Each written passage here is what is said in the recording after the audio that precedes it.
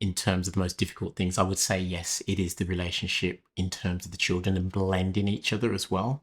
So for me, it's I always made it very clear right from the beginning. When I met Myrah, she already had her children, and I moved into their house, so we were living together in that household.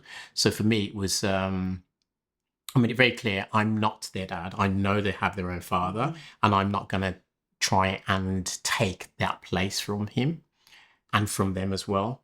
And I think just having that very clear point, that very clear defining line, made it much easier for me to integrate.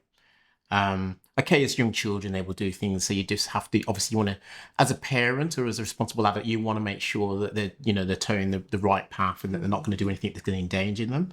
But I always made sure that yes, I did kind of leave Myrah to deal with that when it came to the children, just so that I wasn't crossing the lines. And I think currently what's a bit of an issue is he's got 3 children from his previous relationship, and I don't really have any contact with them at all. Occasionally, they have visited the household in the past, but I feel a little bit like, he's hands-on every day with my children, and I don't have any input whatsoever with his children. And I think it would be really nice if at some point we could be like the Black Waltons and we could all be together with my children and his children and our child, and it could all kind of, what did they call it? The Brady Bunch, the Black Brady Bunch, where the 2 families come together and just get on. Because I don't feel like my children will sometimes call him dad. When we're out, they will refer to him as dad. He will refer to them as, oh, that's my son. And so they have that relationship where I don't even know what his children would refer to me as. They'd probably just say dad's wife. I don't even know if they would call me by name. It's weird, but there is part of me that's like, I don't know how I feel about that.